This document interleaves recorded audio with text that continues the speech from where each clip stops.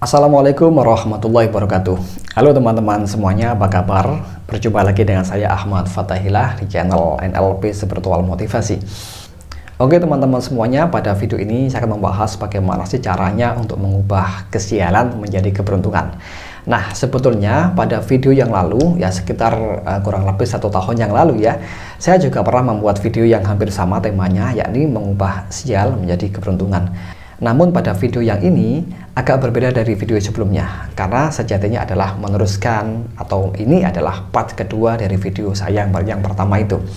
Nah, terus bagaimana sih tepatnya kita ini bisa mengubah sial menjadi beruntung? Sesungguhnya manusia itu memiliki akal yang sehat ya, akal yang normal, sehingga kita bisa berpikir bagaimana sih caranya mengubah sial menjadi beruntung itu. Karena sesungguhnya setiap orang yang sial dan setiap orang yang beruntung itu ada pola-pola yang bisa kita pelajari, atau ada langkah-langkah mereka yang bisa kita ambil hikmahnya, kita bisa ambil pelajarannya, sehingga kita bisa meninggalkan kesialan yang pernah kita alami atau yang pernah dialami orang lain, kemudian kita menuju kepada keberuntungan yang kita akan alami, begitu.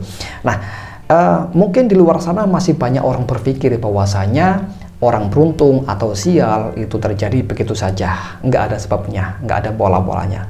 Tetapi sebenarnya ya, sial ataupun beruntung itu ada pola, ada langkah-langkahnya. Ya, hanya saja kita tidak pernah memikirkan hal itu. Kita anggap itu terjadi begitu saja. Wah, saya sial, wah saya beruntung, Tuhan lagi memberikan saya rahmat. Atau kalau sedang sial, wah Tuhan lagi menguji saya.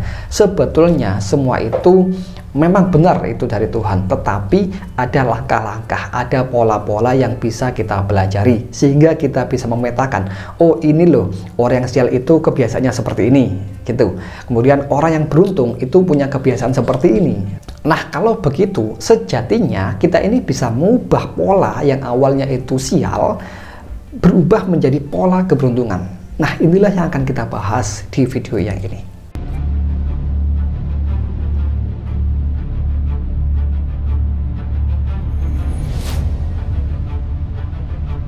Nah, bagaimana sih tepatnya untuk mengubah sial menjadi beruntung itu agar kita menjadi orang yang selalu sukses, menjadi orang yang selalu makmur, menjadi orang yang selalu mendapatkan kebahagiaan dan lain sebagainya?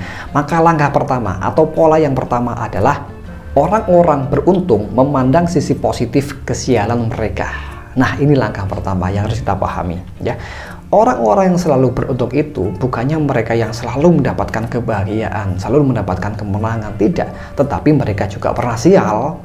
Namun, kesialan yang menimpa mereka atau keburukan, nasib buruk yang menimpa mereka itu dipikir sisi positifnya, diambil hikmahnya kalau bahasa kita itu. Jadi, kita tinggal menanyakan pada diri sendiri, apa sih hikmah positif? Apa sih pelajaran positif di balik kesialan atau nasib buruk yang saya alami ini, begitu. Jadi kita berpikir ke arah solusinya, kita berpikir ke arah yang positif, kita berpikir ke arah yang justru memberdayakan pada diri kita, gitu. Apa sih makna positif? Apa sih hikmah positif dari kejadian buruk yang saya alami ini, begitu. Nah, inilah kenapa alasannya orang-orang yang sial itu tiap hari sial terus, begitu. Seolah-olah dia itu berada dalam lingkaran setan, tidak bisa keluar dari masalahnya, tidak bisa keluar dari kesialan yang menimpa mereka, begitu. Padahal kalau kita bisa mengambil jarak dengan cara berpikir yang positif untuk mengambil pelajaran apa, pelajaran baik apa di balik kesialan yang dialami itu, maka kita pun akan satu langkah untuk mendapatkan keberuntungan seperti itu. Jadi inilah pola yang pertama untuk bisa mengubah sial menjadi beruntung, yaitu cukup pikirkan apa makna positif, apa hikmah positif, apa pelajaran baik di balik keburukan yang dialaminya itu. Kemudian langkah yang kedua adalah orang-orang beruntung yakin bahwa kesialan apapun di dalam hidup mereka pada akhirnya akan berguna demi kebaikan mereka sendiri. Nah, ini masih berkaitan dengan langkah atau pola yang pertama tadi, yakni orang-orang yang beruntung itu tahu atau yakin betul bahwasanya keburukan yang pernah dia alami itu sesungguhnya adalah demi kebaikan diri mereka sendiri. Jadi di balik kesialan atau keburukan yang menimpa mereka itu ada hikmah positif, sehingga dari hikmah positif inilah ya itu menjadi feedback bagi dirinya, itu menjadi suatu pembelajaran sendiri bagi dirinya agar nanti ke depannya itu menjadi lebih baik, seperti itu. Nah, inilah yang nggak dialami oleh orang-orang yang terus mengalami kesialan, gitu.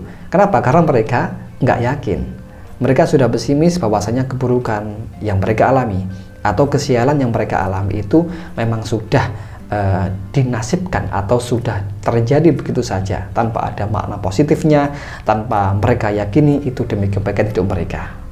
Nah, sekarang kalau kehidupan kita ini sering dilanda masalah ya, kita kan nggak pernah lepas dari masalah ya, gitu. Tetapi kita pikir apa makna positifnya, apa kebaikan di balik peristiwa ini, begitu. Kemudian kita yakini semua peristiwa apapun itu, ya katakanlah peristiwa yang buruk yang tidak menyenangkan hati ya, itu semuanya ada pelajaran baik yang ditujukan untuk kebaikan diri kita sendiri, seperti itu.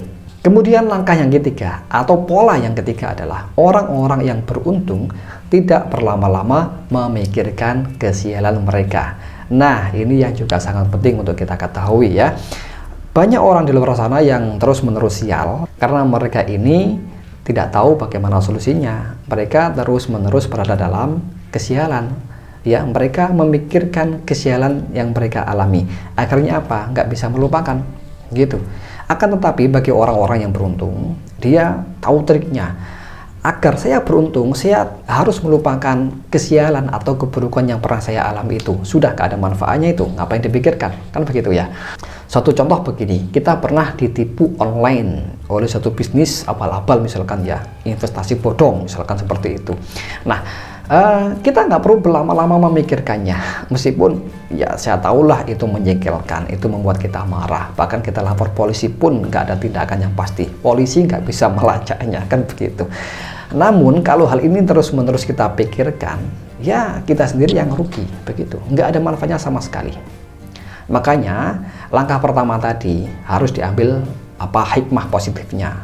Kemudian kita yakin itu adalah untuk kebaikan diri kita. Maka kalau kita sudah bisa mengambil sisi baiknya, kita akan lebih mudah untuk melupakan kejadian buruk kesialan itu. Nah, inilah yang harus kita pahami, bahwasanya kita ini kenapa kok sering mengalami masalah dan sulit untuk keluar. Kita tetap berlama-lama memikirkan masalah itu, tapi tidak melupakannya. Karena kita menganggap kesialan itu masih penting bagi kehidupan kita. Padahal itu sebenarnya nggak ada kepentingan sama sekali. Tapi justru membuat kita hidupnya itu berantakan, membuat hidup kita lebih susah, ya, nggak bisa makmur dan lain sebagainya. Jadi orang-orang beruntung akan segera melupakan kesialan yang pernah mereka alami. Karena semua itu nggak ada gunanya dan diambil manfaatnya, seperti itu. Oke. Kemudian langkah yang keempat atau pola yang keempat adalah orang-orang beruntung melakukan langkah-langkah konstruktif untuk mencegah lebih banyak kesialan di masa depannya. Dalam arti begini teman-teman, orang-orang yang beruntung itu memiliki pola di mana dia berpikir ke depan bagaimana strateginya agar saya tidak mengalami kejadian buruk yang sama, agar saya tidak mengalami kesialan-kesialan yang sama lagi, yang mungkin jumlahnya lebih besar lagi. Jadi saya harus bertindak bagaimana caranya saya lebih menjadi orang yang mawas diri, menjadi orang yang berhati-hati dan sebagainya, sehingga saya tidak terjerumus pada kesialan atau keburukan yang sama, seperti itu. Nah, jadi ada langkah konkret apa saja yang akan dia lakukan untuk terhindar dari jebakan yang sama, terhindar dari kesialan yang sama, seperti itu. Ya ibaratnya kita ini naik sepeda ya, di situ ada lubang, ya kita pernah masuk ke lubang itu. Nah kemudian kita harus berhati-hati supaya nggak masuk ke lubang yang sama, seperti itu. Siapa tahu di depan nanti juga banyak lubang, maka kita harus waspada, hati-hati, lebih bisa termasuk menservis sepeda atau mobil kita supaya tidak terjadi kesialan yang sama. Nah, jadi keempat langkah ini atau keempat pola ini adalah cara untuk mengubah sial menjadi beruntung. Jadi yang pertama adalah mengambil makna positif dari kejadian buruk yang dialami. Kedua, yakin bahwasanya kejadian buruk itu demi kebaikan diri kita sendiri. Nomor tiga, tidak berlama-lama memikirkan masalah atau kejadian buruk itu, tapi segera dilupakan, begitu. Nomor empat adalah memiliki strategi, memiliki cara-cara yang konstruktif, ya, action yang pasti untuk mencegah kejadian buruk atau kesialan di masa depan, begitu. Oke teman-teman, cukup sekian, semoga bermanfaat untuk kita semuanya. Dan jika Anda belum subscribe, silahkan Anda subscribe dulu ya. Baik, terima kasih. Wassalamualaikum warahmatullahi wabarakatuh.